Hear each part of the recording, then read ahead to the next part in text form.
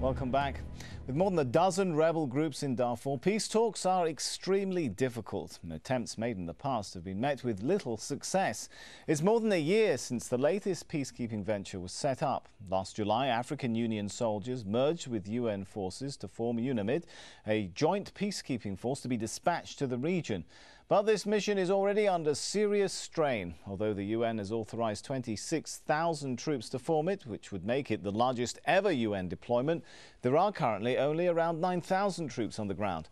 The Sudanese government has rejected troops from non-African and non-Muslim countries. Many peacekeepers don't have the equipment they need. Human rights groups say some soldiers even have to wear blue plastic bags on their heads because they don't have the standard blue UN helmet. Well, some say recent peacekeeper casualties in militia raids underscore their critical need of helicopters, for example. An attack 3 weeks ago on a UN AU convoy left 7 peacekeepers dead and 19 wounded. The provision of helicopters has been seen as vital to the success of the mission, but no country has offered a single aircraft so far. Still with us are our guests here in Doha, Salah Khojali in Springfield, Massachusetts, Eric Reeves, and on the line from The Hague, Andrew Cayley. And Andrew, if I could start with you, is it worth, I mean, you made the point at the first half of this show that politics and justice have been somewhat interlinked in this whole case, but is it worth trying, some would say, to appease the Sudanese government just to secure the cooperation of the government with peacekeepers in passing this resolution when the peacekeepers so far seem to be pretty ineffective, some would argue?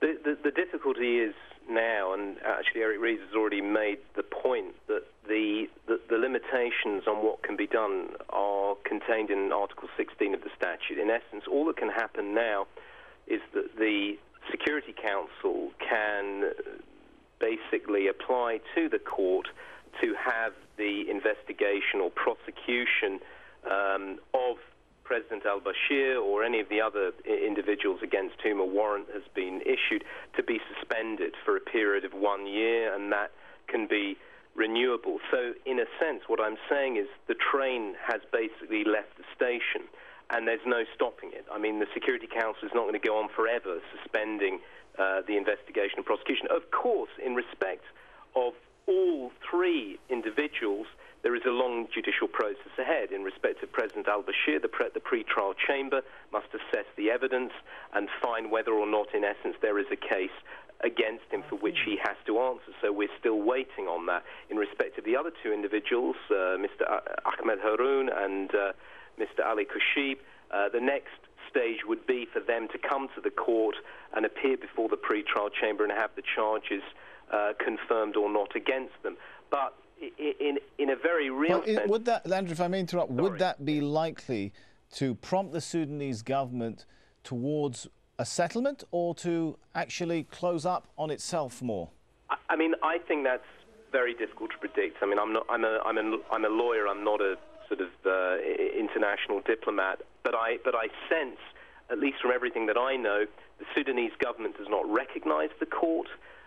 They did not arrest Ahmed Haroun and Ali Kushib upon the basis of the warrants already issued. The likelihood is that the government is going to close in and around itself as opposed to cooperate with the court. And that's why I said earlier to you that I think there is a very real risk to the 2 peace processes which are ongoing, the North-South peace process and the Darfur peace process. All right, interesting points. Let's take them to Eric. Looking on that track record that Andrew was talking about there, is it time perhaps to rethink the strategy towards Sudan? Say, you know, previous arrest warrants didn't bring peace to Darfur. Maybe it's time to focus more on peace efforts than arrest warrants. Well, I think the effort should be primarily on a peace process. The moribund nature of the Darfur peace process goes back to the failure of the Abuja Agreement, the Darfur Peace Agreement of May 2006. We've really had nothing of significance since. So for more than 2 years, we've been treading water. During that time, security has deteriorated badly. During that time, the rebel groups have fractured. So it's always been clear that the only solution to the Darfur crisis is peace. But you won't get peace so long as you have a Khartoum regime that cleaves insistently to the failed Darfur peace agreement. And that's the only position that the regime will countenance as a starting diplomatic position that's unacceptable to all the rebel factions.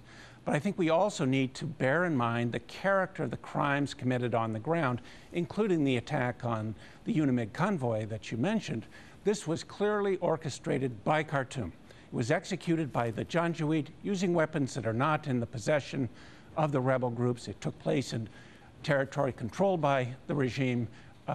Jean-Marie Ngeheno, the now retired UN head of peacekeeping, couldn't have been clearer in pointing the finger at Khartoum for responsibility. If I may jump in there, Eric, sorry to interrupt you again, but Sudanese officials have argued in the past that if only more pressure was brought to some of those rebel groups, that the Abuja Accords could be a starting point. Some groups and factions did at one point accept it, but they argue there's too much Western support for some of the groups that convince them they can ignore it. I simply don't think that is true as you framed it. Only one rebel faction, the least representative and the politically most suspect and most violent, Mini Manawi's SLA faction, was the only one to sign the Abuja Agreement. A few were later brought on with bribes by the regime, but if you look at the bulk of the rebel force and manpower and number of groups, they all oppose strongly the terms of the Darfur Peace Agreement, and the security arrangements of the Darfur Peace Agreement are completely inadequate to the crisis as it now exists. We have an environment in which the government is still pursuing a policy of genocide. And as to skepticism about whether genocide is occurring, we don't need simply to look to the ICC findings. We can look at Human Rights Watch reports, Physicians for Human Rights, Amnesty International. We have dozens of human rights reports that establish beyond reasonable doubt that genocide and massive crimes against humanity have been committed. And indeed, the UN Commission of Inquiry get a quick word in from Salah Khujli. Sorry to interrupt you because we are running out of time. Very briefly, Salah, in about 30 seconds, some would argue the opposite, that as we're hearing from Eric, Khartoum is very unlikely to move forward on peace efforts, perhaps because it is also getting some support from world powers like China, who are only interested in their own self-interest. Does that kind of protect Khartoum from making serious peace moves? Actually, I blame Khartoum for not having English media. Actually, Khartoum, or say the government, if we compare the development in Darfur, schools, hospitals, actually this government achieved more than 600% increases. But a lot of people are dying would probably be the point Eric would make. No, actually, I would like to conclude that actually the Western media exaggerating the case. And I would like to conclude also, if the President Bush refused that no American will stand in this international court because U.S. didn't sign the agreement, Sudan is not going to stand in front of this court. According to the United Nations Charter, countries are equal in rights and obligation. And I wonder why we actually ask al-Bashir or other people to go to this court while Sudan didn't sign the Rome Agreement. If signing and not signing equally, then why do we ask countries to sign this agreement? We didn't sign and we are not going. We are going to do our best to develop Darfur, and actually this legitimate government will do its best to develop Darfur. And if we would like to solve this problem, let us stop aiding those who didn't sign the peace agreement, and this problem will be settled within few days and not weeks. Right. I will have to leave it there because we have run out of time. Salah Khujli, political analyst, Eric Reeves, Sudanese expert, and Andrew Cayley, former senior prosecutor at the International Criminal Court. Thank you all for joining us. Thank you, the viewers, so much for joining us here, of course, on this edition of Inside Story. As always, we welcome your comments and suggestions. Email them to us at insidestory@aljazeera.net. For now, it's goodbye.